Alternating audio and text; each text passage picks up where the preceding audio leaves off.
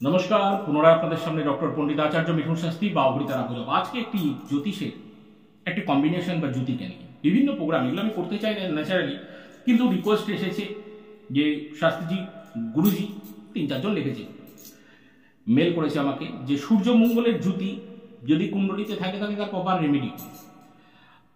প্রথম কথা হচ্ছে, সূর্যমঙ্গলের যদি জ্যোতি হয় তাহলে সর্বপ্রথম আগে দেখা দরকার যে সেটি কোন ঘরে হলো এবং তার ডিগ্রি কত রয়েছে এবং তার সে কোন কনস্টিলেশনে কার নক্ষত্রে এসে বসলো সেটাকে দেখার ব্যাপার আছে।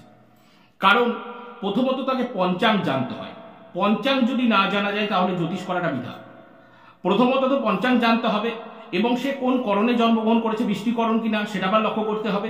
এবং তার সাথে যেই রবি বা মঙ্গল যেই ঘরটা একসাথে জ্যোতি হলো বা সেমিসেক্সটাইল হলো বা কোনো রকম ভাবে সমসপ্তম হলো, যেভাবে জ্যোতি করলো বা ভিগুনন্দী নারী অনুসারে যদি কোনো রকম ভাবে 159 কানেকশন হচ্ছে বা 212 কানেকশন হচ্ছে, যদি এরকম যদি দেখা যায় ভিগুনন্দী নারী অনুসারে বা ভিগু বিন্দু অনুসারে যদি সেখানে কোনো রকম ভাবে এরা জ্যোতি তৈরি করে, তাহলে অ্যাকচুয়ালি কি হবে? প্রথমত তাদের সন্তান কিন্তু ম্যাক্সিমাম ক্রোধী হয়। প্রেমজ জীবনে প্রচন্ড তেহেলকা মেচে যায়, প্রেমজ জীবনে প্রচন্ড অশান্তি শুরু হয়, বাড়িতে কোনো ফায়ারি এলিমেন্টস বা ফ্যামিলিতে ফ্যামিলি হিস্ট্রি দেখলে পাওয়া যায় যে ফ্যামিলিতে বড় ধরনের কোনো মিসঅ্যাপ আছে, আগুন নিয়ে কোনো একটা দুর্ঘটনা অবশ্যই থাকে সেখানে।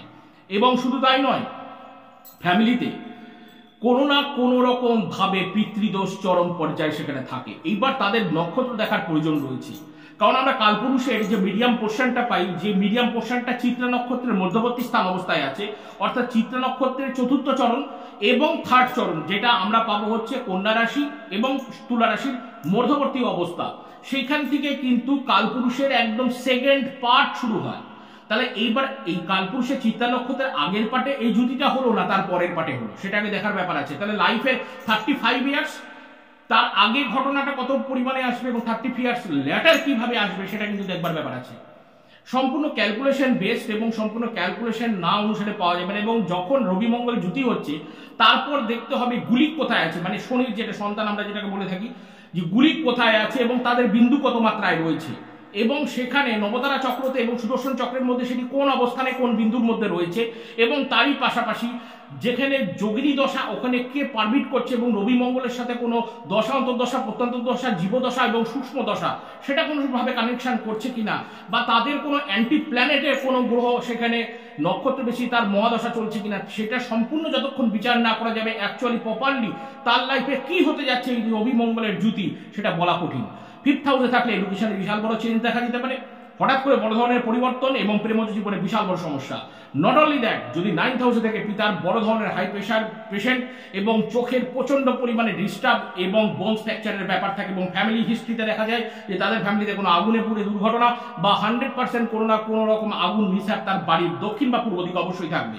তাহলে এগুলো ব্যাপার সমস্ত ভাবে এক চান্সে বলা যাবে না। তবে সাধারণ বাজারে 3 জন আমার বহু দিনের পুরাতন দেখতে পাচ্ছি, তারা ফলোয়ার্স, তারা আমার কাছে সার্ভিস নিতে পারেনি, তাদের economic service lack of money থাকার জন্য, কিন্তু তাদের জন্য আমি রেমেডিটা বলছি, পড়ে দেখো, কিছু না কিছু বেনিফিট পাবে। সেটি হচ্ছে দৌড়তা হুয়া ঘোড়া, অর্থাৎ তামার মানে কপার মানে তামার যদি দৌড়তা হুয়া ঘোড়া মানে তামার যদি দৌড়ানো ঘোড়া, রানিং হর্স যদি ঘরের পূর্ব দিকের দালানে রাখা যায়, তাহলে এই গ্রহের যে প্যারামিটার, যে এই গ্রহের যে নেগেটিভ এনার্জিটা সেটা সম্পূর্ণ প্রশমিত হয় এবং সেখানে পজিটিভ দিকে সেটা কনভার্ট করে। আগে গ্রহকে জানতে হবে যে কোথায় কোন জায়গায় শিফট করতে হবে। জ্যোতিষ বা গ্রহ বলতে গেলে বা সেই প্যারামিটারটা বলতে গেলে সেটা কোনো স্টোনের মাত্রায় নয়। এই যে পৃথিবীতে যত স্টোন আছে, একদম চন্দ্রের বা আমাদের যে মুক্তা থেকে শুরু করে একদম নীলা পর্যন্ত, চন্দ্র, শনি, মঙ্গলের মার্স, ভেনাসের যেগুলো রয়েছে, জারকান থেকে শুরু করে হীরা, ডায়মন্ড যা রয়েছে, প্রবাল রয়েছে মঙ্গলের, তার সাথে ত্রিস্টোন রয়েছে, টাইগার স্টোন রয়েছে, আরো বিভিন্ন ধরনের স্টোন রয়েছে।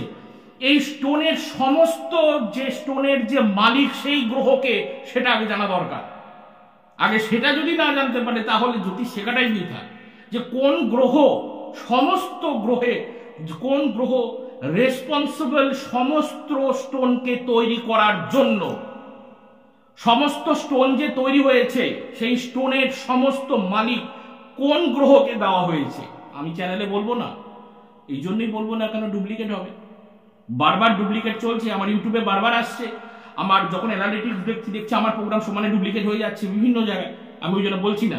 কিছু কিছু সিক্রেট আমি প্রোগ্রামও দিচ্ছিলাম না, ম্যাক্সিমাম পরিমাণ ডুপ্লিকেশন চলছে, কপি চলছে বিভিন্ন। আর আমি কপিরাইট স্ট্রাইক বা কপিরাইট এইসবই কিছু ইয়ে করি না, মানে আমি লাইক করি না, কারণ প্রত্যেকে কেউ দেখে না কিছু শিখছে, কিন্তু সেখানে প্রত্যেকের একটু জ্ঞান থাকা দরকার। যদি এইরকম প্রোগ্রাম দেখে যদি সেই জ্যোতিষের বা কারো কাছে চলে গেল, যাওয়ার পর সে দেখা গেল জ্যোতিষের কোনো কিছু বিন্দু মাত্র বা ব্যাপার বুঝতে পারছে না, শুধুমাত্র স্টোন কবচ নিয়ে ব্যস্ত হয়ে যাচ্ছে, তাহলে বিশাল বড় প্রবলেম। যে জ্যোতিষ হবে সে আধা ঘন্টা, 4 ঘন্টা, 5 ঘন্টা আগে কি হবে সেটা পর্যন্ত ক্যালকুলেশন প্রশ্নকুণ্ডলীর মাধ্যমে ইনিশিয়েট করে ধরতে পারবে। আমি যতগুলো প্রোগ্রাম বলেছি যেখানে এই জায়গায় রেল অ্যাক্সিডেন্ট হবে ওই জায়গাতেই রেল অ্যাক্সিডেন্ট হয়েছে, যেখানে বলেছিলাম যে আবহাওয়ার এইরকম পরিবর্তন ওখানে হবে, অনুৎপাত হবে, সেই জায়গায় হয়েছে। আমি যেই জায়গায় বলেছিলাম হাতি বেরিয়ে অ্যাটাক করবে সেই জায়গাতেই হয়েছে। জ্যোতিষ এত বড় একটা ভাস্ট সিলেবাস, এখান থেকে সম্পূর্ণ জেনারেট হয়েছে। আগেকার প্রিমিটিভ কালচারে জ্যোতিষের যে সাবজেক্টটা, সেখান থেকে সমস্ত কিছু ধীরে ধীরে এই পর্যায়ে এখন মডার্ন সায়েন্স এসে তৈরি হয়েছে। জ্যোতিষ কতভাবে স্প্লিট হয়ে কোন কোন সায়েন্সে বিভক্ত হয়েছে এটা বোঝাই মুশকিল, এবং তার এখন অনুমান লাগানো মুশকিল। মানে এত কিছু আছে জ্যোতিষের মধ্যে, এটাকে বুঝবার ব্যাপার আছে।